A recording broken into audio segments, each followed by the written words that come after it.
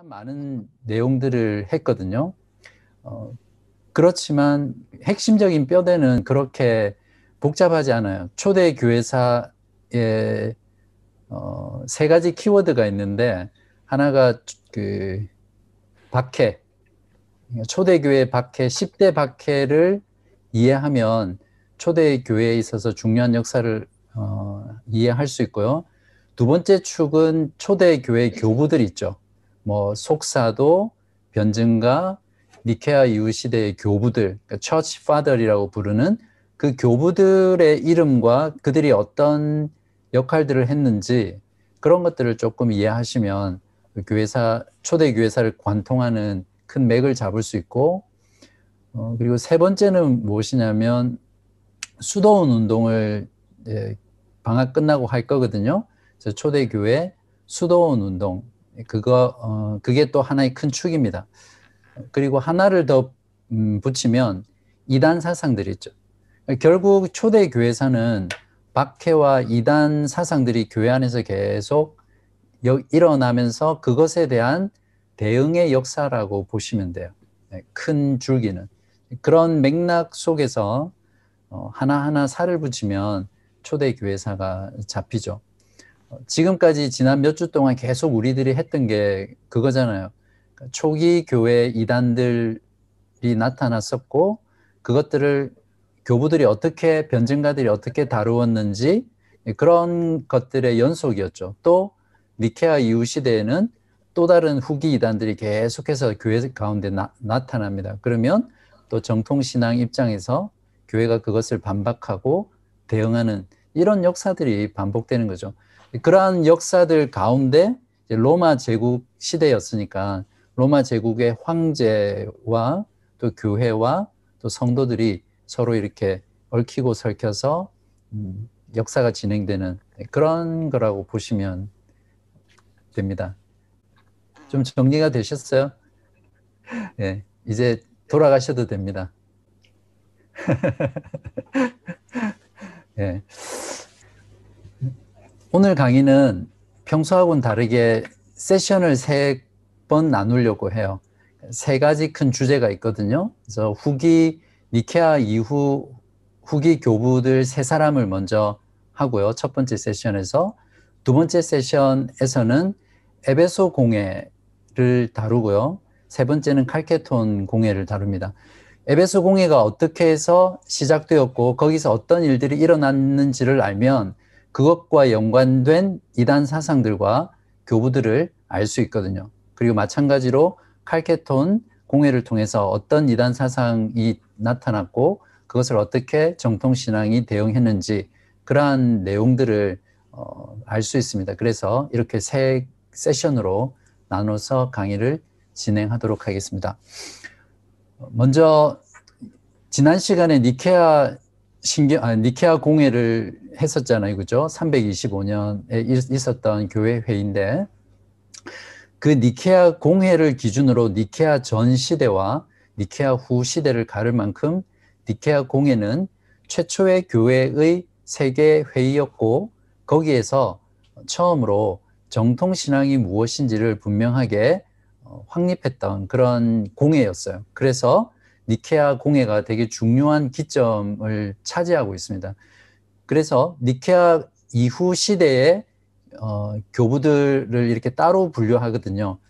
그 중에 오늘은 꼭 여러분들이 적어도 이름 정도는 기억하고 아셔야 되는 교부 3사람만 간단하게 하도록 하겠습니다. 암브로시우스, 그리고 요한 크리스토무스, 제롬, 이렇게 3사람 교부들을 다루도록 하겠습니다. 먼저 암브로시우스를 살펴보겠습니다. 340년에서 397년 사이에 생존했으니까 거의 4세기 중반에서 4세기 후반의 사람이죠. 서방 지역의 지도자였거든요.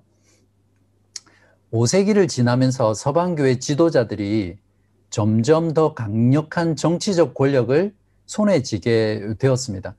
그렇게 되다 보니까 평신도와 성직자 간의 간격이 점점 커지게 되겠죠. 자, 그러면 여기서 우리가 질문을 해야 되는데 어떻게 교회 지도자가 이런 권력을 가지게 되었을까 질문해야 되겠죠. 당시 로마 변방에는 야만인들이라 불리는 사람들이 로마에 속한 주로 속주로 계속해서 들어왔어요. 지난 시간에 제가 말씀드렸지만 콘스탄티누스 황제가 수도를 로마에서 비잔틴으로 옮기면서 수도를 천도하게 되잖아요. 그렇게 하면서 어떤 힘의 균형이 동로마 쪽으로, 동방 지역으로 이동되었다라고 말씀을 드렸고요. 그래서 동방교회는 황제의 간섭과 통제를 많이 받은 반면에 서방교회는 거리상으로도 너무 멀었기 때문에 어떤 교회적인 측면에서는 서방교회 감독과 지도자들이 자치권이 인정이 되고 더 큰 입김을 가지고 그렇게 활동을 할 수 있었습니다.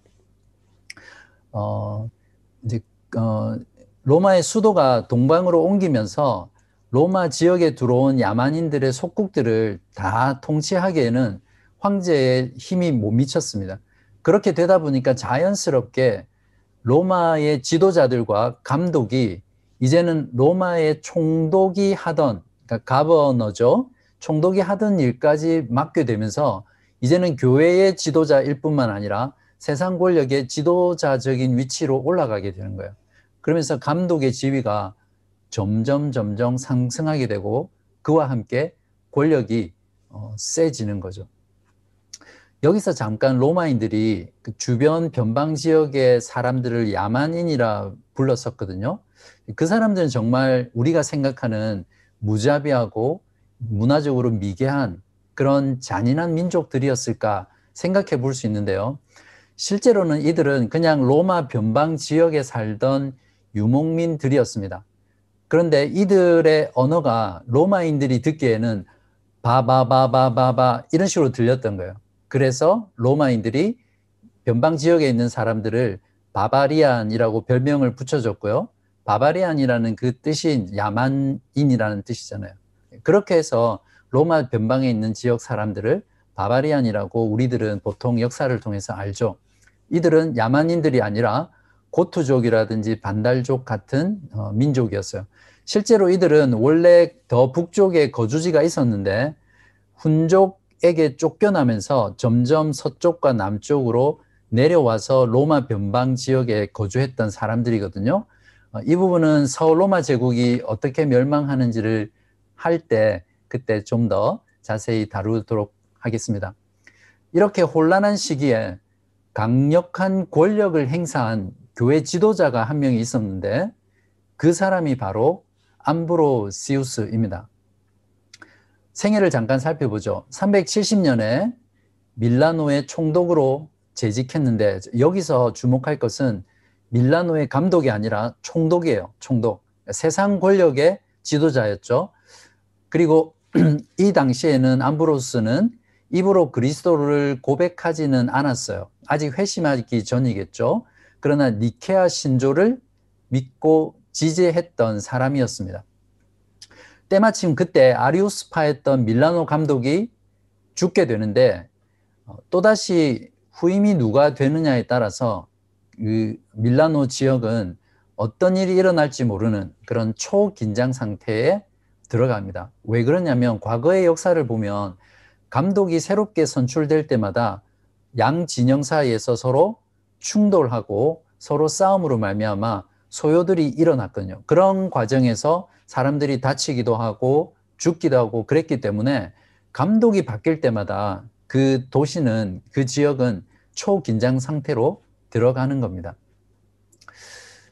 이런 것들을 보면 교회 내의 파당이 얼마나 끔찍하고 무서운 것인지를 다시 한번 생각하게 되죠. 다음 시간부터 우리 고린도전서를 통해서 교회 안에 파당이 일어나는 것들을 좀 더 자세히 보게 될 건데요.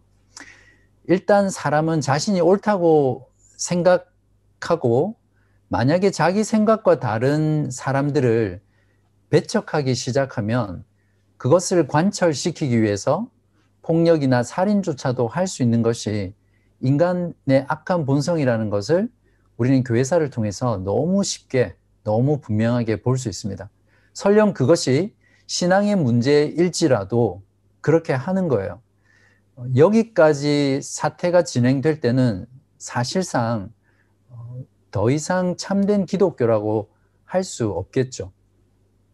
아무튼 때마침 군중들이 새로운 감독을 선출하기 위해서 예배당에 많이 모여 있게 되는데, 그때 암브로스 총독의 권한으로 니케아 신조를 지지하는 자들의 편을 들어줍니다. 아리우스파를 배척하고 니케아 신조 지지자들의 손을 들어주죠. 그때 군중 속에서 한 아이가 이렇게 외쳤어요. 암브로스를 감독으로 세웁시다. 이렇게 아이가 외치자 이 외침이 군중들 가운데 쫙 퍼지면서 여기저기서 군중들이 암브로스를 감독으로, 암브로스를 감독으로 이러면서 소리가 점점 커지는 거 있잖아요. 그렇게 하다 보니까 암브로스는 자신이 그 당시에 크리스찬이 아니라는 걸 잘 알고 있었기 때문에 극구 사양했습니다. 그러나 대중들이 암브로스를 감독으로 선출하기를 원했기 때문에 결과는 일주일 뒤에 암브로스에게 세례를 받게 하고 397년에 암브로스를 밀라노의 새로운 감독으로 선출하게 됩니다. 당시에는 로마 카톨릭의 경우 감독을 선출할 때는 로마 카톨릭에서 임명하거든요. 그런데 암브로시우스의 경우에는 지역 주민이 목회자를 선출한 셈이에요. 그런 면에서 굉장히 중요한 의의를 가진다고 하겠죠.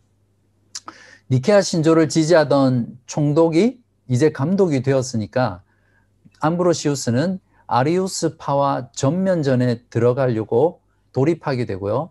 그의 감독 생활 동안 아리우스파를 대적하고 공격하는 그러한 역할들을 하게 됩니다.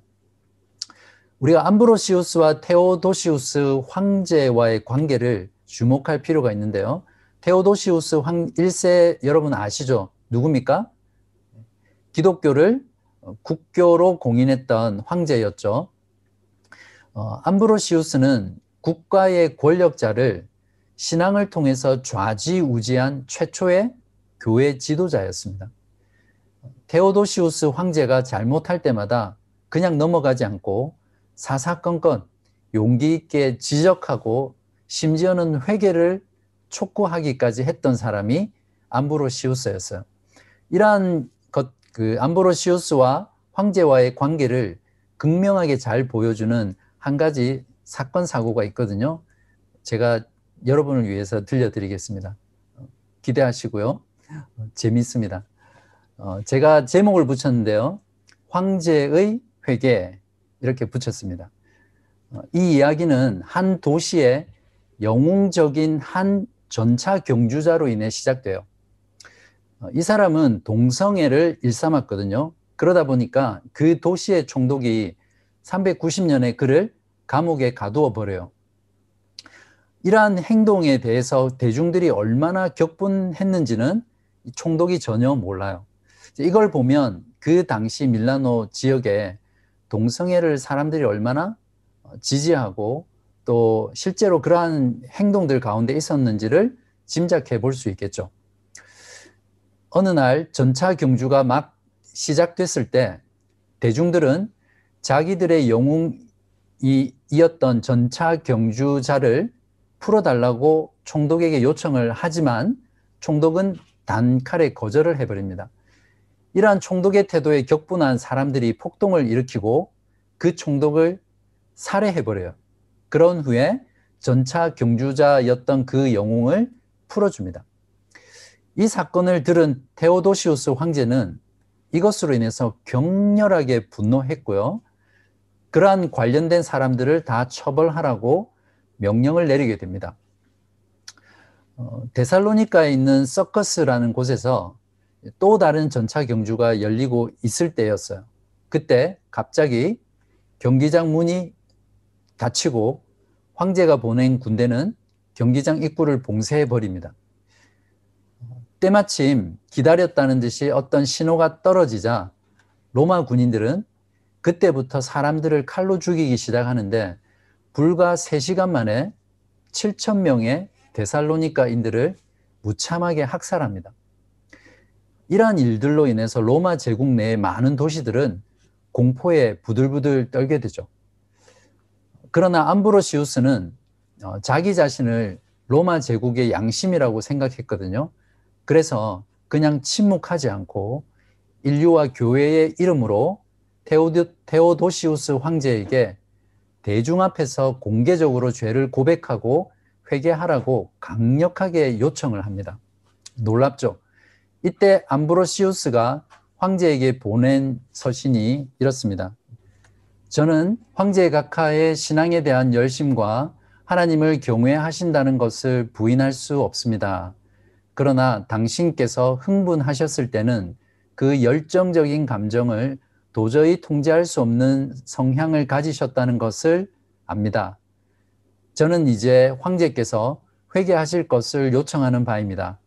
눈물과 참회와 하나님 앞에서 영혼을 겸손히 낮추지 않고서는 황제의 죄는 결코 용서받으실 수 없습니다. 황제께서는 단지 인간이실 뿐이시며 한 인간으로서 죄를 지었을 때는 반드시 회개를 하셔야 합니다. 어떤 천사나 천사장도 당신을 용서하지 못합니다. 오직 하나님만이 황제를 용서하실 수 있으시며 하나님께서는 회개하는 자들만을 용서하시는 분이십니다. 암브로시우스는 황제가 죄를 고백하고 회개하기까지는 성찬에 참여하지 못하도록 했습니다. 처음에 이러한 암브로시우스의 대담한 반항을 접하고는 참된 회개를 하기를 거부를 해요. 그래서 잠깐 동안 교회를 떠나 있었지만 결국 암브로시우스의 요청을 받아들이게 돼요. 그래서 많은 회중들이 운집한 곳에서 제국의 테오도시우스 황제는 자신의 웅대한 그 옷을 벗어버리고 자신의 죄를 사해 줄 것을 회중들 앞에서, 교회 앞에서 간절히 요청을 하게 됩니다. 그런데 이걸 한 번만 한 게 아니라 여러 번 하고 나서야 암브로시우스가 마침내 크리스마스 때 황제에게 이제 황제께서는 성찬에 참여할 수 있습니다라고 허락을 해줘요. 여러분은 이 스토리를 들으면서 어떤 생각을 하셨어요? 저는 이 부분을 읽으면서 정말 입이 딱 벌어지더라고요. 일개 로마의 감독이 제국의 황제에게 어떻게 보면 굴욕적일 수도 있는 진정한 회개를 요구하는 그런 용기와 신앙을 가졌다는 것이 정말 놀랍다고 느꼈습니다. 한편 황제의 입장에서는 교회의 성찬에 참여해서 교회의 지체가 되기를 원하는 그러한 마음 때문에 자신의 죄를 황제지만 회중 앞에서 회개했던 그 행동들을 보면 참된 신앙과 회개가 어떤 것인지를 다시 한번 깊이 깨닫게 되는 대목입니다. 이제 암브로시우스의 업적과 평가를 잠깐 보면요. 그는 교회를 국가 권력으로부터 보호했던 사람이었고요. 진리를 고수했고, 특별히 암브로시우스는 교회 예배 가운데 찬송가를 지어서 도입했던 사람으로 잘 알려져 있습니다. 물론 탁월한 설교자였고요. 서방 지역에 수도원 생활을 장려했던 사람이었습니다. 다음 시간에 우리가 다룰 어거스틴에 대한 부분을 다룰 건데, 이 교회사 가운데 가장 탁월한 신학자 중에 하나인 어거스틴의 회심을 도왔고요. 실제로 어거스틴에게 세례를 주었던 굉장히 영향력 있는 그런 지도자였습니다. 그렇지만 안타깝게도 보편 구원론을 주장했고 마리아가 죽지 않고 승천했다는 이런 어처구니 없는 주장을 하게 됐습니다. 성경을 해석할 때는 알레고리적으로 해석하는 안타까움을 낳기도 했죠.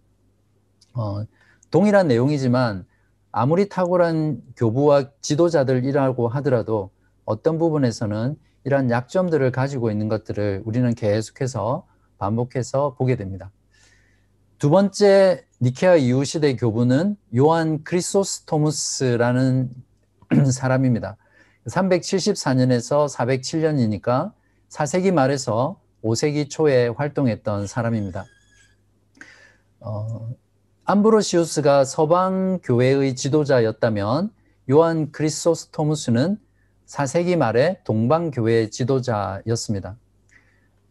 설교를 얼마나 탁월하게 또 감동적으로 잘했는지 모릅니다. 그래서 16세기의 역사가들은 이 사람의 탁월한 설교 때문에 그에게 별명을 붙여줬는데 황금의 입이다 라고 붙여줬고요. 바로 그것의 말뜻이 크리소스톰입니다. 그러니까 요한 크리소스톰이라고 하면 황금의 입 요한 이런 뜻이죠. 시리아 안디옥 지역의 성직자였고요. 요한은 알렉산드리아의 설교자들이나 또 조금 전에 암브로시우스와는 달리 성경을 알레고리적으로 풍류적으로 해석한 게 아니라 성경 본문을 썼던 저자의 의도를 찾아내고 그것에 초점을 맞추어서 설교를 했습니다. 대조적이죠. 여기서 매우 중요한 한 가지 사실을 짚고 넘어가야 되는데요. 초대 교회에는 성경을 해석하고 설교하는 두 가지 방법이 있었습니다. 한 가지는 주로 시리아 안디옥 지역에서 발달했던 해석법인데요. 해석법이고 다른 한 가지는 이집트의 알렉산드리아 지역에서 발달했던 성경 해석과 설교법이었습니다. 이것을 두고 첫 번째 것을 안디옥파, 두 번째 것을 지역의 이름을 따서 알렉산드리아파라고 그렇게 부릅니다. 먼저 안디옥파가 어떻게 성경을 해석하고 설교했는지 살펴보겠습니다. 안디옥파의 경우에는 성경 저자들이 의도한 메시지를 찾아서 그것을 가지고 성경을 해석했고요. 또 설교하려고 했습니다. 그리고 문학적이고 역사적인 방법을 통해서 성경을 해석을 했습니다. 그러나 이제 그런 것에 너무 초점을 맞추다 보니까 이러한 파들의 해석이 너무 유대교적이라는 거예요. 왜냐하면 그들의 해석 가운데는 설교 가운데는 구약의 특별히 구약의 말씀의 경우에 그리스도 중심적인 그런 해석과 설교가 별로 없었거든요. 그러다 보니까 이 학파들은 유대교적인 해석을 너무 많이 한다라고 해서 비판을 받았던 사람입니다. 지지자들의 경우에 주로 우리들이 잘 모르는 사람들이 많고요. 아시는 분들의 경우에는 안디옥의 테오필로스나 조금 전에 했던 요한 크리소스톰, 네스토리우스 등이 있습니다. 근데 아이러니하게도 이러한 성경 해석법은 대체로 지지했던 사람들이 비성경적이거나 이단 사상으로 빠지는 경향이 많았습니다. 두 번째는 알렉산드리아 학파인데요.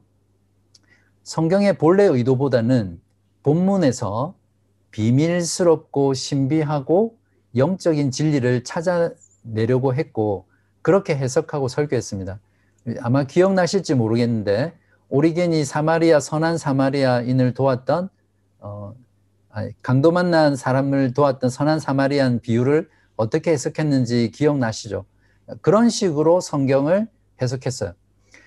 주로 지지자들의 경우에는 알렉산드리아의 클레멘트, 오리겐, 지난 시간에 했던 아타나시우스, 갑바도기안 3인, 암브로시우스, 어거스틴 이런 사람들이 알렉산드리아 학파의 성경 해석법과 설교법을 지지했던 사람입니다. 그러면 우리가 이 두 가지 학파들 중에서 여러분은 어떤 성경 해석이 바른 성경 해석법이라고 생각하세요? 여러분은 개인적으로 성경을 묵상하거나 경건의 시간을 가지거나 또 공부할 때 어떻게 성경을 해석하세요? 안디옥파처럼 해석하세요? 아니면 알렉산드리아파처럼 해석하세요? 또 오늘 강의 듣고 교회 가시면 너 알렉산드리아파야 뭐 이런 식으로 서로 구별을 하지 마시고요. 자, 여기 보시면 이 부분이 우리가 지금 대하는 성경 본문입니다. 텍스트라고 그러죠. 자, 보통 대부분 큐티라는 거 여러분 많이 해보셨죠? 그죠? 어떤 성경 본문을 조금 읽고 거기에서 내가 깨달은 거, 오늘의 적용할 점을 찾아서 쉐어링하는 그런 큐티가 한국 교회 안에 많이 만연해져 있는데요. 자, 본문이 여기 있을 때 여기 지금 우리가 있죠. 지금 우리, 여기에서 우리가 성경을 읽어요. 자, 여기 성경 본문에서 바로 이렇게 우리의 현재 상황에 적용을 바로 하는 해석법은 상황화라고 불러요. 이렇게 성경을 해석하는 것은 바르지 못한 성경 해석법이죠. 그 다음에 또 하나는 무엇이냐면 조금 전 했던 알레고리칼한 해석법이라고 했는데 성경 본문이 있을 때 모든 성경 본문을 바로 예수 그리스도와 십자가로 연결을 시켜버려요. 이렇게 되면 이것을 영적으로 성경을 해석한다. 그리고 어떤 그 당시 성경이 쓰여졌던 역사를 무시하게 되잖아요. 그래서 비역사적인 성경 해석 방법이 됩니다.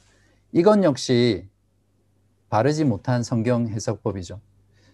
그 다음에 성경 본문에서 그때 그 사람들에게 어떤 의미가 있었는지를 역사적으로, 문화적으로, 상황적으로 고려해서 처음 성경을 받았던 수신자들이 그 본문을 어떻게 이해했을까를 연구하는 것이 주해라는 작업이거든요. 그래서 성경 본문을 그때 그 사람들에게 맞도록 이해를 했어요.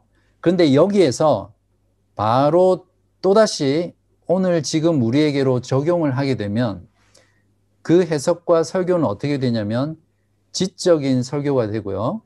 또 도덕적인 설교가 됩니다. 그러니까 성경 본문을 통해서 하나님께서 이렇게 명하셨습니다. 여러분은 이렇게 살아야 합니다. 그러니까 은혜보다는 복음, 명령을 많이 하게 되고요. 굉장히 지적인 그런 설교를 하게 되죠. 이건 역시 바람직하지 못한 성경 해석법입니다. 그러면 어떻게 해야 되느냐? 성경 본문이 있을 때 먼저 그때 그 사람들, 1차 수신자가에게 어떤 의미가 있었는지를 생각하고 연구하고요. 이게 첫 번째 단계죠. 그 다음에 여기서 바로 오는 것이 아니라 신학적인 생각을 하는 겁니다. 즉, 이걸 조금 신학적인 말로 성경신학이라고 그러는데 쉽게 말하면 그리스도 중심적인 성경 이해, 해석 이렇게 생각하시면 됩니다. 즉, 성경의 모든 본문이 하나의 통일된 메시지, 그리스도 안에서 이루어진 그 복음의 렌즈로 바라볼 수 있는 한 가지 메시지가 있다라는 전제를 가지고 모든 본문을 복음에 비추어서 이해하고 바라보는 거예요. 주로 그것을 이제 구속사적인 성경 이해, 그리고 어떤 예표적인 성경 이해다 이렇게 부르거든요. 그래서 그때 그 사람들에게서 다시 그리스도의 복음으로 나아가서 마지막에 여기에서 오늘의 우리로 적용하는 것이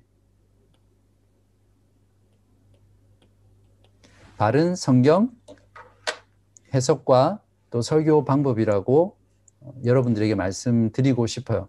물론 이것만이 정확하게 가장 바르다 이렇게 말할 수 없을지 모르겠지만 제가 알고 있는 성경을 이해하고 해석하고 설교하는 온전한 방법이라고 말씀을 드리고 싶고요. 아마 저희 교회 많은 대부분의 목사님들이 또 저도 그렇고 설교를 준비할 때나 성경 공부를 준비할 때나 또 성경을 연구할 때, 묵상할 때 이 경로를 거쳐서 경로를 따라서 성경을 해석하고 또 설교하려고 그렇게 하고 있습니다. 바라기는 여러분도 지금 이렇게 한 번 들어서 온전하게 이해가 되지 않는다고 하더라도 이러한 방법들을 통해서 우리가 성경을 해석하고 적용해 나갈 때 성경을 우리 마음대로 뒤틀어 버리거나 왜곡시키지 않고 하나님께서 말씀을 통해서 우리에게 주시고자 하는 그리스도 안에 있는 참된 메시지를 우리가 얻을 수 있습니다. 요한은 당시 또한 많은 성직자들이 영의 자매라고 불리는 여자들과 동거를 하고 그랬었거든요. 그래서 결혼하지 않은 성직자들이 여자들과 동거하는 것을 엄격히 금지시켰고요. 모든 그리스도인들에게 성결한 삶을 요구했습니다. 그렇게 아주 철저하게 살다가 403년에 유배를 당하고 407년에 흑해 지역으로 유배를 가는 도중 생을 마감하게 됩니다. 그리고 세 번째로 제롬이라는 교부인데요. 보통 제롬이라고도 하고요. 히에로니무스라고도 부릅니다. 이 사람의 경우에는 제가 한 가지만 말씀을 드릴게요. 이 사람의 큰 업적 중에 하나는 수도사 생활을 했는데 그런 어떤 수도원 운동을 많이 일으켰던 사람이고요. 13세기의 로마 카톨릭의 공식 성경으로 채택되는 라틴어 성경 있죠? 그 불가타 성경이라고 하는데 그것을 23년간의 작업을 통해서 집필하게 됩니다. 제롬 당시까지는 여러 개의 라틴어로 번역된 성경이 있었지만 모두 다 질이 굉장히 떨어지거나 번역 자체에 오류가 너무 많았어요. 그러다 보니까 동방교회의 경우에는 원래 그들이 쓰는 언어가 헬라어였잖아요. 그리스어. 그래서 신약 성경이 헬라어로 쓰여져 있었기 때문에 그들은 자기들이 쓰는 언어로 그대로 성경을 볼 수 있었고 또 유대 지방이나 팔레스타인 지역은 히브리어를 썼기 때문에 또 히브리어 원어로 구약 성경을 읽을 수 있는 사람들이 많았어요. 그에 반해서 서방교회는 그것들을 라틴어로 번역을 했어야 하는데 제대로 된 라틴어 성경이 없다 보니까 서방교회와 동방교회는 점점 신학적으로나 성경을 이해하는 부분에 있어서 차이가 크게 벌어지기 시작합니다. 이러한 어떤 상황 속에서 제롬이 제대로 된 라틴어 성경을 번역하는 그런 프로젝트를 시행하게 되고요. 23년이라는 오랜 시간에 걸쳐서 제롬이 라틴어 성경을 완성하게 됩니다. 물론 처음에는 교회 사람들이 별로 좋아하지 않았어요. 왜냐하면 구약의 경우에 70인역 그리스어 성경이 구약 성경이었던 70인역에서 번역하지 않고 히브리 원어에서 번역했기 때문에 성경의 말투가 너무나 평이하고 대중적이다. 그래서 통속적이라는 취급을 받았습니다. 그래서 그 성경을 벌게이트 성경이라고 불렀고요. 벌게이트라는 말이 바로 통속적이다 이런 뜻입니다. 하지만 나중에 로마 가톨릭의 모든 사람들에게 가장 사랑받는 성경이 되죠. 제롬의 경우에는 초대 교회와 중세 교회를 연결하는 그런 교량적 역할을 하는 인물이었고요. 조금 전에 했던 라틴어 성경을 후손들에게 물려준 큰 업적을 남겼던 사람입니다. 물론 안타깝게도 중세와 로마 가톨릭의 문제가 되는 여러 가지 잘못된 관습의 뿌리를 제공하는 그런 역할들을 하기도 했던 사람입니다. 네, 여기까지 니케아 이후 시대 후기 교부 세 사람을 했습니다. 자, 에베소 공회 하도록 하겠습니다. 에베소 공회는 431년에 모였던 교회 회의인데요. 발단은 이렇습니다. 니케아 공회에서 아리우스주의자들을 정죄했죠. 복습은 안 할게요. 그 내용들은 여러분이 한 번 더 보시고요. 니케아 공회를 통해서 성자의 완전한 신성을 확정했죠. 이 니케아 공회에서 다루었던 이단 사상은 무엇이냐면 삼위일체와 관련된 이단을 반박하고 정죄했던 공회로 이해를 하시면 됩니다. 그 이후에 삼위일체 관련된 이단들의 논쟁은 거의 다 종식이 됐어요. 그러나 이제 니케아 시대 이후부터는 약 350년부터 450년, 100년 동안 이제는 교회 안에서 그리스도의 신성과 인성에 관한 논쟁이 주요한 쟁점이 됩니다. 그러니까 삼위일체에 관련된 논쟁은 예수 그리스도 그분이 하나님이신가라는 부분이었다면 그리스도의 신성과 인성은 한 분 그리스도 안에 어떻게 신성과 인성이 존재하는가 그 부분에 대한 논쟁들이 100년 동안 교회 안에 계속해서 일어나게 되죠. 첫 번째 그리스도 본성에 관한 이단은 계속 이런 좀 새로운 용어들이 나와서 그런데 그래도 들으시고 공부하십시오. 아폴리나리우스주의라는 주의가 있습니다. 그러니까 아폴리나리우스가 주장했던 이단 사상이라고 해서 아폴리나리우스주의라고 하는데요.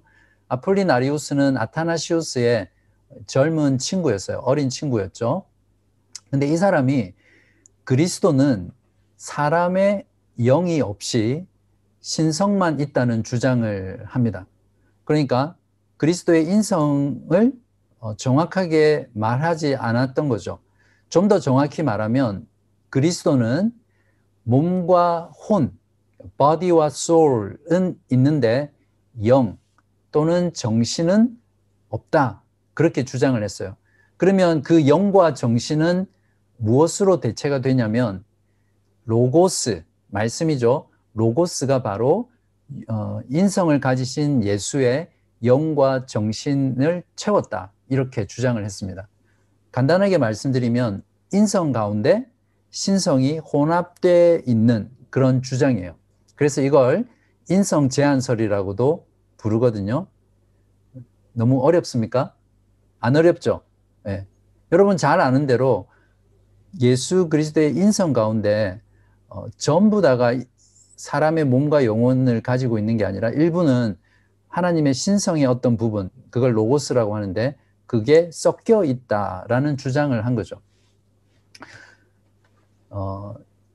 그래서 콘스탄티노플 공회에서 지난 시간에 했던 내용입니다. 381년에 했던 공회에서 그리스도의 신성을 손상시켰던 아리우스주의자를 다시 한번 반박했고 동시에 또 그리스도가 완전한 인간이심이라는 것을 확증함으로써 조금 전 주장했던 아폴리나리스주의의 주장을 반박하고 또 그를 이단으로 정죄합니다. 이것이 그리스도의 본성에 관한 첫 이단 정죄이죠.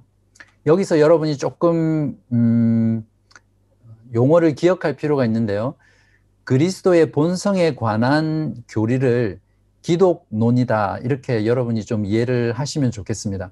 기독론이란 그리스도의 본성에 관한 성경의 교리다, 신학이다 이렇게 이해를 하시면 됩니다. 이제 아폴리나리스 이후에 두 번째 기독론에 대한 이단이 등장하는데요. 이 사람이 누구냐면 네스토리우스라는 사람이에요. 이 사람의 생애를 잠깐 살펴보아야 되는데요. 381년에 시리아에서 출생을 했고요. 428년에 콘스탄티노플 감독이 됩니다. 이 사람은 감독이 되기 전 이미 유명한 설교자였고요. 감독이 된 이후에는 로마 제국의 콘스탄티노플에서 자신의 가르침을 전하는 어떤 발판으로 삼아요. 워낙 설교를 또 잘 하기 때문에 그만큼 잘못된 사상이라고 하더라도 영향력 있게 퍼뜨릴 수 있겠죠. 이 사람은 감독이 되자마자 아리우스파를 콘스탄티노플 수도에서 몰아내기 위해서 어떤 일을 저지르냐면 아리우스파가 모이는 교회에 불을 질러요. 그러한 행동으로 인해서 사람들에게 선동자라는 그런 별명을 얻기도 하죠. 계속해서 보시면 알겠지만 아리우스파 또 정통신앙, 니케아 신조파, 정통신앙과 이단들이 교회를 장악했다가 또 빼앗겼다가 장악했다가 빼앗겼다가 이런 것들이 반복되는 역사죠. 지금 쭉 하는 역사들이. 네스토리우스 같은 경우에는 당시에 교회 사람들이 신앙인들이 마리아를 어떻게 불렀냐 하면 테오토코스 들어보셨어요? 하나님의 어머니라는 말이죠. 또는 하나님을 잉태한 자 마리아를 하나님의 어머니라고 불렀던 테오토코스라는 것을 많이 가르치고 말을 했는데 네스토리우스는 이 말을 싫어했어요. 그래서 대신 크리스토코스, 그리스도의 어머니라고 해야 한다. 그 단어를 더 선호했습니다. 이 사람이 이러한 것 주장을 했던 이유는 무엇이냐면 예수 그리스도가 완전한 하나님일 뿐만 아니라 동시에 완전한 인간이라는 것을 사람들에게 이해시키려는 의도로 테오토코스라는 말보다 크리스토코스라는 말을 선호한 거죠. 그러니까 하나님의 어머니라는 것 자체가 어떻게 하나님이 인간이 되실 수 있느냐, 이런 것들을 주장하면서 그리스도의 인성을 강조하기 위해서 이런 주장을 했다고 이해하시면 됩니다.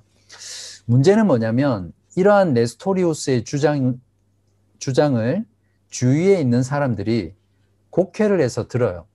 아라고 했는데 어라고 알아들은 거죠. 그래서 실제로는 네스토리우스가 주장하지 않았던 주장을 주장했다고 주장했어요. 그러니까 예수가 두 개의 인격을 가졌다고 주장했다고 하는 거죠. 그래서 마리아는 인간의 인격만 낳은 것이라고 주장을 했다고 하면서 이 사람을 오해를 합니다. 이런 오해를 그냥 보고 있을 리가 없겠죠. 네스토리우스의 이러한 사상에 반대하는 감독이 있었는데 이름하여 알렉산드리아의 감독 키릴이라는 사람입니다. 이 사람의 경우에는 역시 뛰어난 설교자였고 신학자였어요. 그에 반해서 성품은 매우 냉혹하고 심지어는 도덕적으로 부도덕한 인물로 알려져 있습니다. 428년에 네스토리우스를 중상모략하면서 그를 공격했는데 그 공격의 내용이 네스토리우스가 예수 그리스도를 하나의 인격이 아니라 두 개의 인격을 가진 분이라고 말했다라고 주장하면서 말하지 않은 그 내용을 오해해서 그것을 비판한 거죠. 이로 인해서 네스토리우스와 그를 추종하는 자들, 그리고 키릴과 그를 추종하는 사람들 사이에, 즉 교회의 추종자들이죠, 사이에 또 심각한 분열이 일어나기 시작하고요. 그 분열이 점점 고조되고 확산되는 그런 분위기가 만들어졌어요. 이러한 상황으로 인해서 테오도시우스 2세 황제가 이러한 상황들을 해결하기 위해서 세 번째 교회 공회를 개최하거든요. 이게 바로 에베소 공회입니다. 431년에 개최됐죠. 이때까지 실제로 황제는 네스토리우스의 지지자였어요. 그런데 이 공회가 소환이 되자 제일 먼저 누가 도착하냐면 키릴이에요. 키릴이 도착해서 다른 네스토리우스나 추종자들 또 로마 교회 대표단들이 오기 전에 자기들끼리 회의를 하고 네스토리우스와 그의 추종자들을 이단으로 정죄를 합니다. 그리고는 땅땅땅 치고 공회를 폐회시켜버려요. 그 다음에 뒤이어서 네스토리우스 지지파와 네스토리우스가 도착을 해보니까 이미 키릴이 자기들을 이단으로 정죄하고 회의를 종료해버렸어요. 그것에 분개해서 다시 그들도 역으로 키릴과 그의 추종자들을 또 정죄합니다. 마지막으로 마침내 로마 교회 대표단이 도착한 후에 양쪽 중에서 어디에 손을 들어줄까요? 키릴의 손을 들어줘요. 이러한 사건을 보고 미국의 역사가 윌리스톤 워크라는 사람은 이렇게 말을 했습니다. 교회 역사 가운데 가장 혐오스러운 경쟁이다 라고 말을 했습니다. 이러한 그 회의 결과 때문에 테오도시우스 2세도 결국 네스토리우스를 지지하는 걸 철회하고 굴복하게 되죠. 그리고 네스토리우스는 이 공회에서 정죄되고 수도에서 추방당합니다. 450년 이집트의 망명 중에서 세상을 떠나게 되죠. 여기서 주목할 게 있는데요.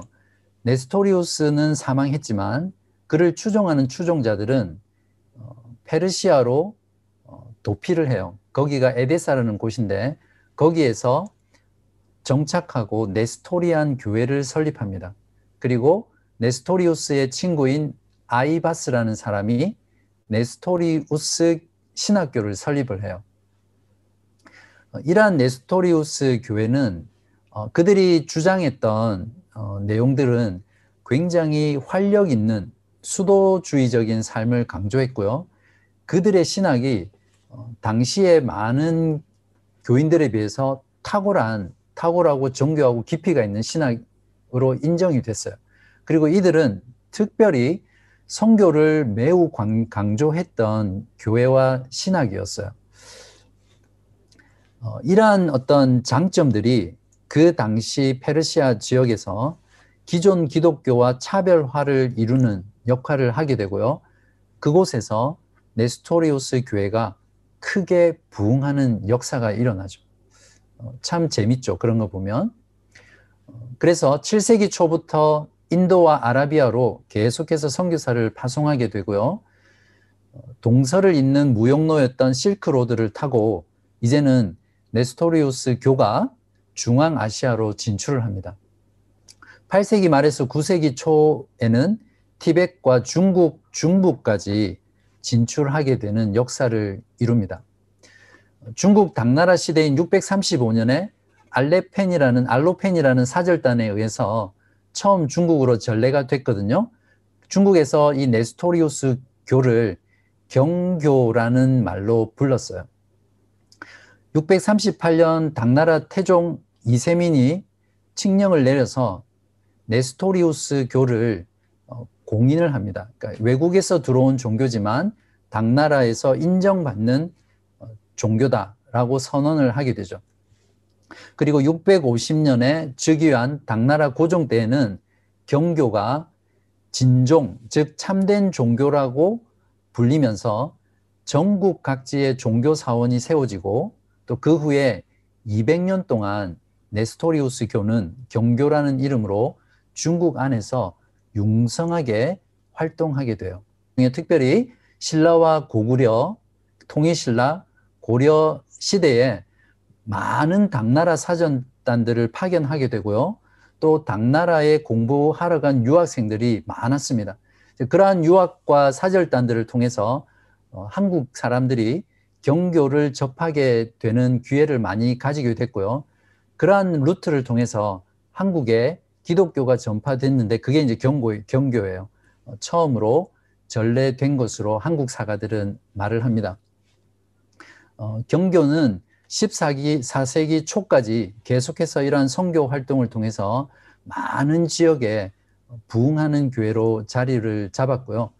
1380년에 이슬람의 박해가 있기 전까지는 네스토리우스 교가 많이 활발하게 부흥했던 그런 교회입니다. 이런 것들을 보면 여러 가지 우리가 배울 수 있는 점들이 있죠. 오늘날의 경우에도 인도 동부와 인도에는 약 8만 명, 미국에는 25만 명의 신도가 있습니다. 칼케톤 공회는 451년에 있었거든요. 5세기 중반이죠. 역시 칼케톤 공회가 어떻게 개최됐는지 우리가 배경을 알아야 되는데요. 에베소 공회 이후에 네스토리우스는 정제가 됐어요. 근데 이 키릴이라는 감독은 지나친 열심으로 또 다른 극단에 치우칩니다. 사람의 본성이 그렇잖아요. 어떤 것이 잘못됐다고 생각해서 그걸 개혁하는 사람들이 균형을 잡고 중간으로 오면 되는데 마치 진자 운동하듯이 또 다른 극단으로 가는 거예요. 그러면 또 그것을 개혁하기 위해서 또 이쪽으로 오다가 중간에서 멈추지 않고 또 극단으로 가는 이러한 것들이 교회사 속에서 반복되고 인간의 연약한 본성이라고 우리가 생각할 수 있습니다. 그래서 이 키릴이 어떻게 주장하냐면 예수의 신적인 본성이 인성을 흡수했다라는 이런 주장을 하기 시작해요. 문제는 이러한 키릴의 주장을 키릴이 죽은 이후에 유티케스라는 자가 더 확대해서 주장하기 시작합니다. 여러분들이 유티케스라는 이름을 잘 기억하셔야 돼요. 중요한 이단자 중에 한 명이거든요. 유티케스 같은 경우에는 콘스탄티노플 근처 수도원의 영적인 지도자였습니다. 잘 들어보세요. 이 사람이 이런 비유를 들면서 자신의 그리스도에 대한 주장을 했어요. 잘 들어보세요. 바다가 포도주 한 방울을 삼키듯 그리스도의 신성이 인성을 흡수한 것이다. 이해되시죠? 우리가 보기에는 끝이 없는 그런 무한한 바다가 그 바다에 포도주 한 방울이 떨어졌다고 생각해 보세요. 이제 그렇게 섞이는 것처럼 그리스도의 인성이 포도주 한 방울 같은 거예요. 그리스도의 무한한 신성에 그리스도의 인성이 이렇게 흡수되는 이런 주장을 하게 됩니다. 우리는 이런 이야기를 들으면 당연히 이단이다, 잘못된 사상이다 구별할 수 있지만 그 당시에는 이러한 주장들을 아주 체계적으로 신학적으로 대응하기 위해서는 또 많은 노력들이 필요했었습니다.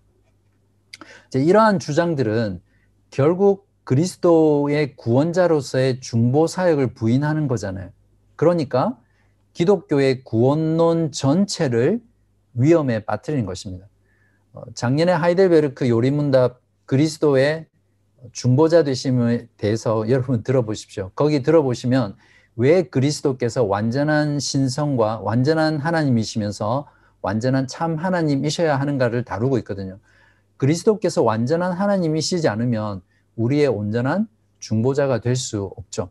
그러니까 그리스도의 완전한 인성을 이렇게 부인하는 자는 결국 우리의 구원 전체를 부정하는 위험에 빠뜨리게 됩니다. 이런 주장을 뭐라고 부르냐면 한자인데요. 단성론이다 이렇게 불러요. 그렇게 어렵진 않은데 그러니까 그리스도는 인성이 너무너무 조금 있어서 신성에 포함되어 있기 때문에 그냥 그리스도는 신성 하나만 가지고 있다. 이런 주장과 비슷하잖아요. 그래서 단성론이다 이렇게 이해를 하시면 됩니다. 그에 반해서 그리스도는 신성과 인성을 가지고 있는 본성을 가지고 있다. 인격을 가지고 있다. 그러면 그것은 두 가지 본성이니까 양성론자다 이렇게 부릅니다. 그렇게 이해하시고요. 아무튼 이러한 유티케스의 주장에 콘스탄티노플의 플라비안 교부가 설득을 해요. 그 사람이 총회에 불려가기 전에 너의 그런 잘못된 사상을 돌이켜라 요청하는데 유티케스는 이를 거절하죠. 그리고 거절한 그를 플라비안 교부는 이단으로 정죄를 합니다. 그런데 키릴 감독의 주장을 추종했던 알렉산드리아의 교부 디오스코르스라는 사람이 있었어요. 이 사람이 유티케스를 지지하게 돼요. 그래서 유티케스가 플라비안 교부에 의해서 이단으로 정죄되자 그것이 부당하다고 생각해서 테오도시우스, 이제는 2세입니다. 2세 황제에게 다시 제국회의를 열어달라고 요청을 했고요. 이러한 요청에 따라서 449년 에베소에서 디오스코로스의 지도 아래 공회를 열게 됩니다. 공회를 요청하고 그 사람의 지도 아래 다시 교회 회의를 하는 거죠. 그런데 여기에서 디오스코로스는 다른 나머지 교회의 동의 없이 유티케스를 이단 해제시켜 버립니다. 조금 전에 했던 에베소에서의 공회에 요청하는 부분에서 레오 1세라는 감독이 있었는데 이 사람은 통보를 너무 늦게 받았어요. 그러니까 회의의 초대장을 늦게 받는 바람에 자신이 갈 수 없어서 자신의 가르침을 요약한 교서, 영어로는 톰이라고 하는데요. TOM이 교서를 보내요. 그런데 유티케스파가 이것을 무시하고 레오 1세 파견인들을 함부로 다루게 되면서 레오 1세파와 또 유티케스파와 또다시 격렬한 다툼이 일어나죠. 그래서 레오 1세는 이 회의를 강도의 회의다 이렇게 부릅니다. 그러니까 Robbers Council이라고 해서 마치 강도처럼 날치기로 통과시켜버린 그런 회의다 그렇게 부르게 되죠. 그래서 이러한 회의의 부당함을 느낀 레오 1세는 다시 황제에게 공회를 열어달라고 요청을 해요. 그때는 마르시안이라는 황제인데요. 이 황제가 레오 1세의 요청에 따라서 공회를 다시 개최하게 되고요. 이것이 그 유명한 교회의 네 번째 공회인 칼케톤 공회입니다. 흐름이 좀 이해되시죠? 어떻게 공회가 열리게 되었는지. 그러니까 어떤 교회의 공적인 회의는, 그러니까 공회는 그냥 교회가 모이자 해서 모이는 게 아니라 반드시 이러한 어떤 갈등과 또 교리적인 문제들로 인해서 그걸 해결하기 위해서 모인다는 것을 우리가 이해할 필요가 있습니다. 칼케톤 공회의 경우에는 451년에 개최됐고요. 약 400명 이상의 감독들이 모여서 강도 회의에서 했던 디오스코로스의 행동을 정죄하고요. 거기에서 교부들이 니케아 신조를 만들었는데 그것을 보완하고 새로운 신조를 작성하게 됩니다. 그 결과가 무엇이냐면 바로 그리스도를 성경적으로 묘사하는 가장 아름다운 신조 중에 하나가 탄생하게 되죠. 그 칼케톤 신조에 대해서 하기 전에 잠깐 여러분을 위해서 개념 정리를 하고 넘어가겠습니다. 계속해서 우리가 조금 전에 그리스도의 본성에 대해서 다루면서 본성에서 그 성이라는 부분이 있죠. 그리고 한 위격 했을 때 그 위라는 부분이 있는데 그걸 조금 설명을 드릴게요. 본성에서 그 성이라는 건 뭐냐면 성질을 이야기하는데요.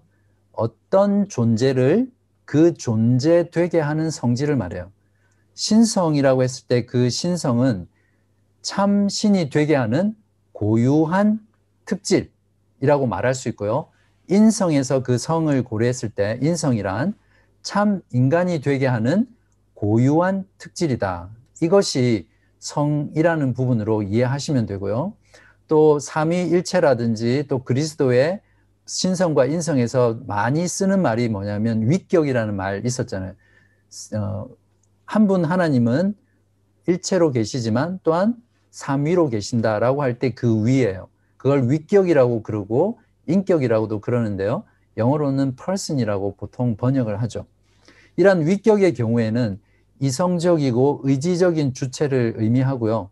또한 생각하고 판단하고 결정하는 행위적인 주체를 의미할 때 위격 또는 인격이라고 말을 하는 겁니다. 자, 이렇게 개념을 정리하고요. 이제 칼케톤 공회의 결과는 유테키스의 비성경적인 잘못된 입장을 이단으로 정죄하고요. 다시 한 번 더 기독론에 대한 그리스도의 본성에 대한 정통신앙적인 입장을 확립하게 됩니다. 그게 무엇이냐면 네 가지로 정리할 수 있는데요. 첫 번째는 예수 그리스도는 완전한 신성과 완전한 인성을 지니셨다라는 겁니다. 지금 하는 부분은 여러분이 믿으셔야 할 바른 신앙의 내용이거든요. 그러니까 잘 들으시고요. 여러분의 것으로 꼭 만드시기 바랍니다. 믿으시기 바랍니다. 두 번째는 예수 그리스도의 신성은 성부와 동일한 본질이고 인성은 인간과 동일한 본질이다. 맞습니까? 세 번째는 양성은 신성과 인성은 한 인격 안에서 한 위격 안에서 일치되고 두 위격으로 나누어지지 않는다. 이렇게 함으로써 네스토리우스를 정죄하게 되죠. 네스토리우스가 한 분 하나님 그리스도 안에 신성과 인성이 이렇게 마치 구분되어 있는 것처럼 주장을 했다고 했잖아요. 그래서 이러한 조항으로 네스토리우스를 정죄했고요. 또한 신성과 인성인 양성은 한 인격 안에서 중요합니다. 이 부분이 혼합되지 않고 변화됨이 없고 분리됨도 없고 분할됨도 없이 각각의 성에 고유성을 유지한 채 신비적으로 연합되어 있다. 이게 네 번째입니다. 조금 어려우신가요? 간단하게 설명드리면 예수 그리스도는 참 100% 참 하나님이시죠. 100% 참 인간이신데 그 신성과 인성은 서로 이렇게 마치 물에 잉크를 타면 그게 섞이잖아요. 그런 식으로 혼합된다든지 또 어떤 걸로 혼합돼서 다른 물질로 바뀐다든지 혹은 둘로 나뉘어진다든지 구분된다든지 그렇게 하지 않는다는 거예요. 그러면서도 신성과 인성의 그 고유한 성질을 그대로 유지하면서 연합되어 있다는 거예요. 그러니까 그리스도의 신성과 인성은 우리의 이성으로는 온전히 이해하거나 어떤 면에서 이성과 합리성으로 받아들이지 못할 수 있는 그러한 신비적인 연합이죠. 그래서 안셀무스라는 스콜라 철학 신학자가 그렇게 말했어요. 나는 이해하기 위해서 믿고 믿기 위해서 이해한다. 이런 말을 했습니다. 네, 이제 칼케톤 신조 내용을 한번 살펴보겠습니다. 너무너무 아름다운 문장으로 되어 있고요. 또 어떻게 보면 니케아 공예부터 해서 계속해서 이단들에 대응하면서 참된 신앙, 정통신앙이 무엇인지 삼위일체에 대해서든 특별히 그리스도에 관한 교리에 있어서 너무너무 정확하고 바르게 또 아름다운 문장으로 신앙 고백으로 표현되어 있는 부분입니다. 네, 칼케톤 신조인데요. 자, 그러므로 우리 모두는 일치하여 거룩한 교부들을 따라 동일한 성자이신 우리 주 예수 그리스도를 고백하도록 가르치는데, 쉽게 말하면 그리스도에 대한 신앙을 지금 가르쳐 준다라는 말이죠. 그는 신성에 있어서 완전히 동일하시고 또한 인성에 있어서 완전하신 참 하나님이시며 참 사람으로서 이성이 있는 영혼과 육체를 가지셨다. 아까 아폴리나리오스라는 사람이 이 이성을 로고스, 하나님의 말씀이라는 부분, 신성이 인성에 혼합되어 있다는 주장이었잖아요. 그걸 지금 다루는 부분입니다. 신성에 있어서는 성부와 동일 본질을 지니셨고 동일 본질, 인성에 있어서는 우리와 동일 본질을 지니심으로 모든 면에서 우리와 같으시되 죄는 없으시다. 그는 신성을 따라서는 모든 시대 이전에 아버지로부터 나셨고, 자, 여기에서 영원히 나셨다라는 신학이 나왔죠. 그 이터널 비거튼이라고 이해하셔야 됩니다. 훗날에 우리와 우리의 구원을 위하여 인성을 따라 하나님의 어머니이신 동정녀 마리아에게서 나셨다. 이게 테오토코스라는 거였죠. 네스토리우스가 이 부분을 싫어해서 크리스토코스다 이렇게 주장했는데, 정통신앙은 동정녀 마리아를 하나님의 어머니라고 표현했습니다. 동일한 그리스도이시며 성자이시고 주님이신 독생자의 두 본성은, 자, 여기서부터 중요합니다. 혼동 없이, 변화 없이, 놔님 없이, 분리 없이 인식되며 두 본성의 구분은 연합으로도 결코 없어지지 않는다. 각 본성의 특성은 한 품성과 한 자질 안에 보존되고 함께 있으나 두 본성은 갈라지거나 나누어져 두 인격을 형성하지 않고, 이게 네스토리우스가 주장했다고 했던 부분이잖아요. 동일한 아들이요 독생자요 하나님의 말씀이신 주 예수 그리스도가 되셨다. 최초의 선지자들도 그에 대하여 이렇게 선언했던 것이고 주 예수 그리스도께서 친히 우리를 이렇게 가르치셨고 교부들의 신조들 역시 그렇다. 이러한 여기서 가르치는 그리스도의 본성에 대한 것은 어떤 이 회의, 칼케톤 회의에서 결정된 것이 아니라 이미 선지자들과 예수 그리스도와 사도들이 가르쳐준 성경적인 신앙이라는 것을 여기서 확증하고 있다는 것을 우리가 이해하셔야 됩니다. 어떠세요? 여러분 칼케톤 신조 처음 보시죠?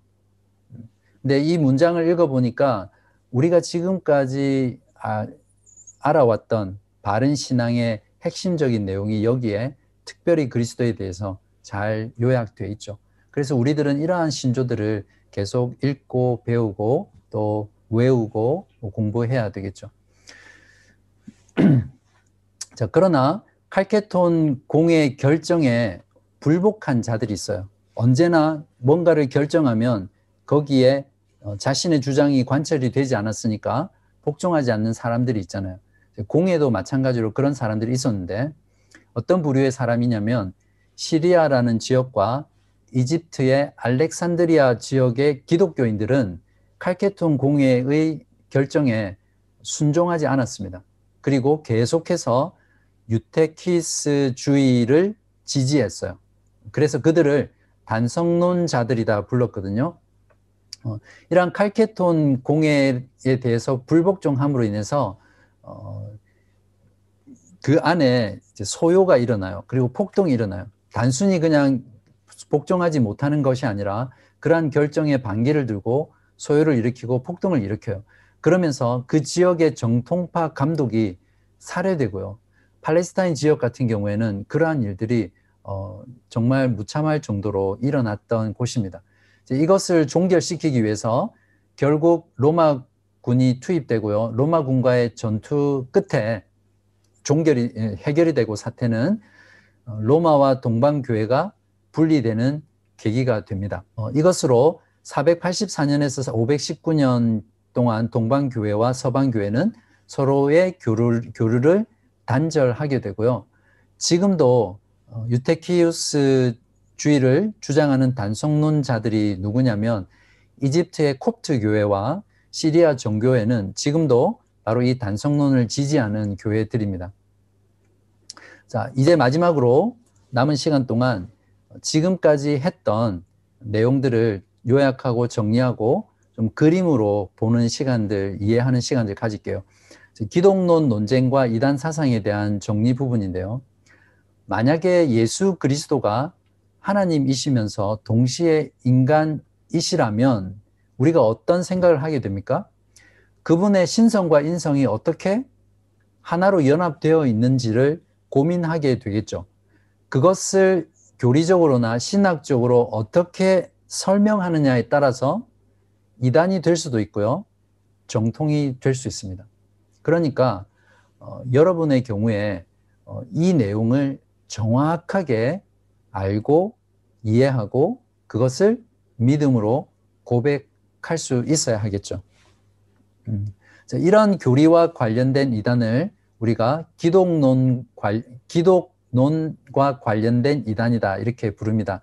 아리우스라든지 그 전에 했던 이단들은 삼위일체 관련 이단이라면 그리스도에 관한 교리와 관련된 이단은 기독론 이단이다 이렇게 이해를 하시면 잘 정리가 될 겁니다. 자, 그리스도에 대한 바른 이해를 위해서 4가지 전제가 있는데요. 이 부분을 다시 한 번 더 반복할게요. 첫 번째는 예수 그리스도는 100% 신성을 가지고 있습니다. 맞습니까? 이것을 부정하면 에비온파라는 유대교적 기독교의 이단이 됩니다. 두 번째는 예수 그리스도는 100% 인성을 가지고 있다라는 전제인데요. 이걸 부정하면 무엇이 되죠? 영지주의 이단이 됩니다. 그리고 우리가 했던 것처럼 영지주의에서 파생한 많은 이단들이 있었잖아요. 이원론적인. 그러한 이단들이 그리스도의 100% 인성을 부인하는 거죠. 신약 성경의 경우에 주로 예수가 그리스도이심을 부인하는 자가 적 그리스도라고 했던 그런 이단들입니다. 세 번째는 이제 위격으로 들어갑니다. 인격으로. 한 위격 안에 신성과 인성이 연합되어 있다. 이게 세 번째 전제입니다. 한자 말로는 양성일위 이렇게 불러요. 그러니까 신성과 인성이 한 위격 안에 연합되어 있다. 양성일위. 만일 신성과 인성이 완전히 구별되어 있다고 주장하면 이게 네스토리우스주의자잖아요. 이렇게 주장하면 이단이 됩니다. 네 번째 전제는 한 위격 안에서 연합되어 있지만 신성과 인성이 구별되어 있다는 거죠. 그러니까 연합되어 있지만 신성과 인성이 혼합되어 있거나 모호한 게 아니라 신성만의 고유한 특질, 인성만의 고유한 특질을 그대로 유지하면서 연합되어 있다는 겁니다. 그래서 이걸 구분이라는 말을 쓰지 않고 구별이라는 표현으로 씁니다.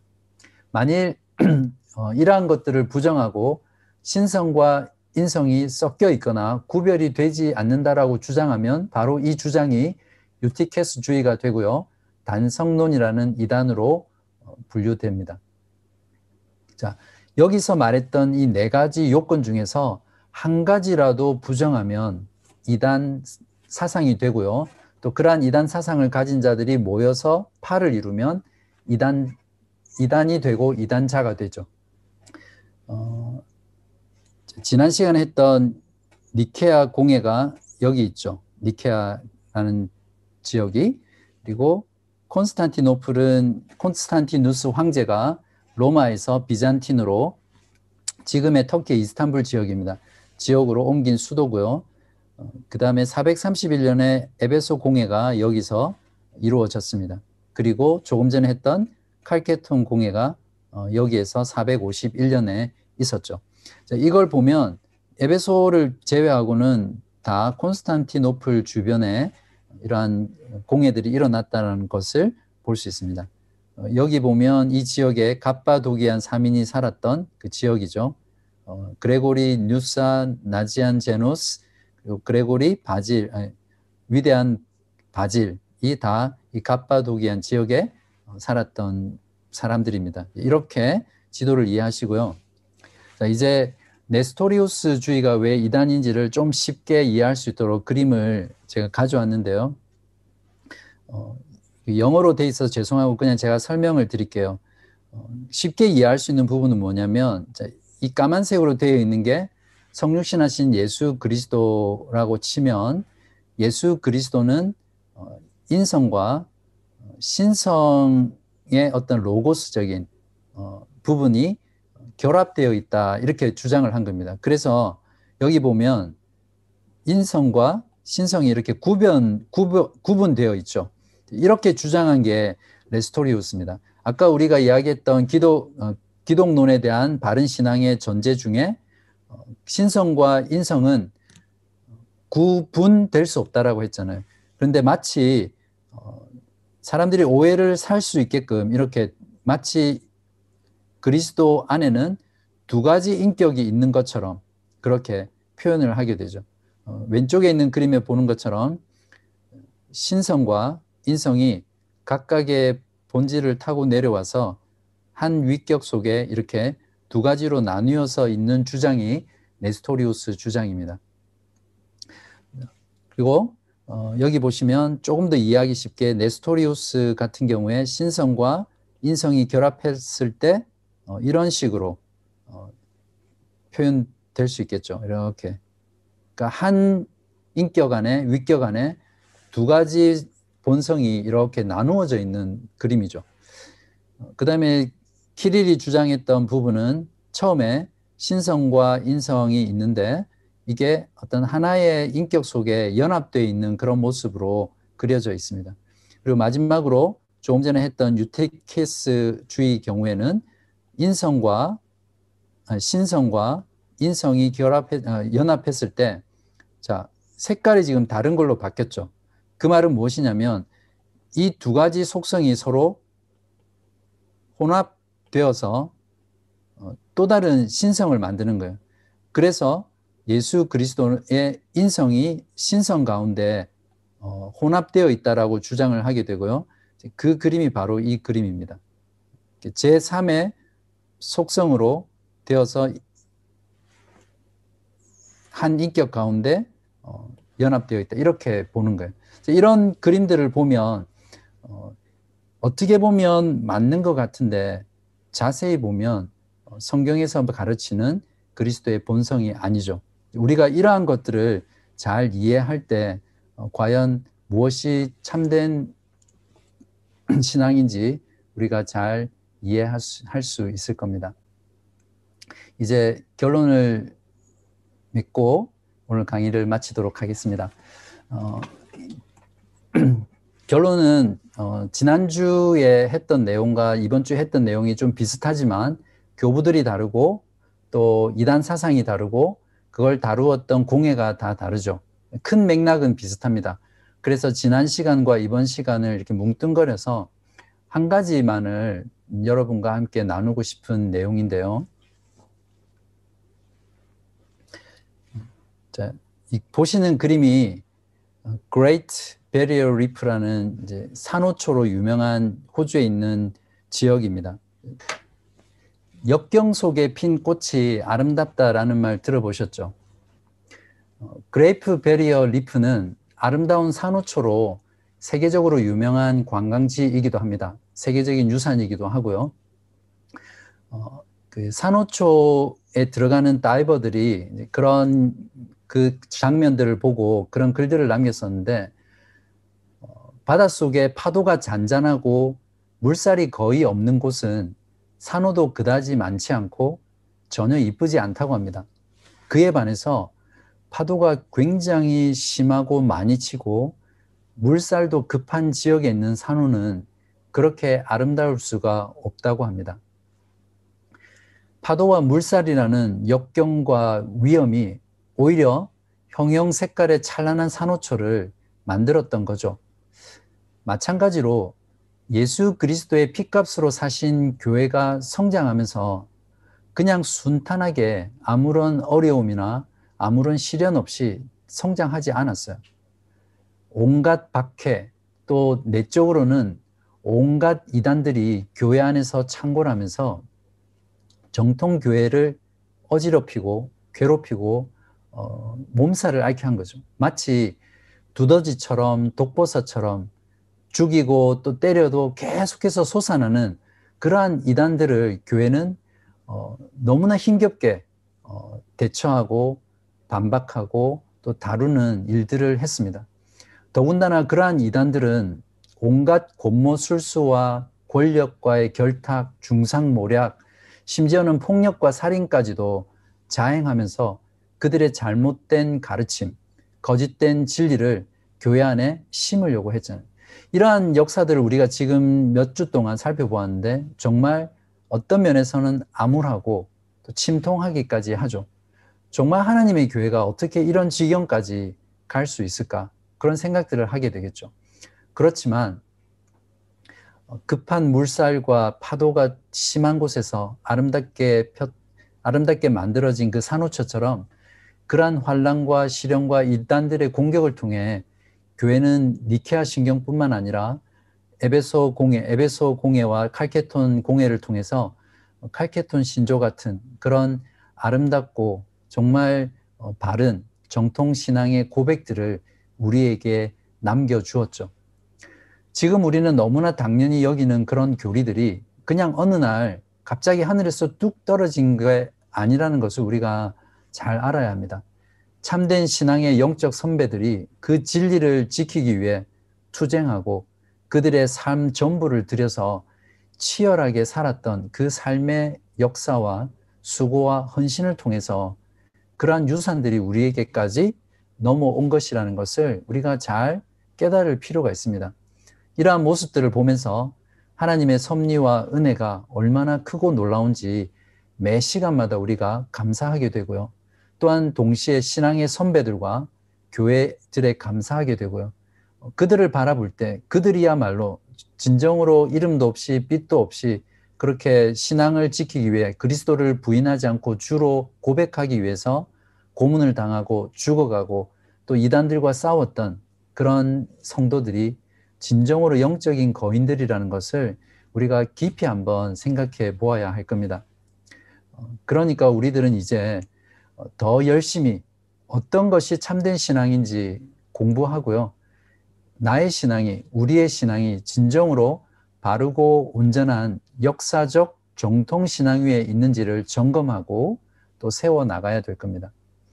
오늘 공부한 내용이 이단 사상과 이단자들과 그들을 교회가 어떻게 처리했는지 그러한 역사들을 보면서 오히려 우리가 알고 있는 것이 얼마나 바른 것인지 또 얼마나 두리뭉실하게 알고 있는 것인지를 우리의 신앙의 현 주소를 그대로 드러내 주잖아요. 이제 그러한 드러냄을 통해서 우리들이 더욱더 그리스도에 대한 올바른 교리와 성경의 가르침을 우리가 배우고 또 알고 또 혹시 우리들의 신앙 가운데 무지했던 부분이나 또 교정해야 될 부분이 있으면 그러한 신앙들을 다시 한번 고쳐나가는 그런 시간이 되기를 간절히 바랍니다. 그렇게 하지 않으면 우리가 열심히 예수를 믿지만 이단처럼 믿을 수 있게 되고요. 이단적 믿음으로는 결코 구원을 받을 수 없거든요. 그러면서 이러한 내용들은 우리에게 경종을 울림과 동시에 또 우리가 얼마나 바른 신앙 가운데 수고하고 애쓰고 노력하고 공부하고 또 그것을 우리의 삶 가운데 적용해야 하는지 그런 것들을 깨닫게 되죠. 어떠세요, 여러분? 오늘 공부를 통해서 여러분의 신앙이 진일보 하신 것 같은 느낌이 드세요? 네, 제가 기도하겠습니다.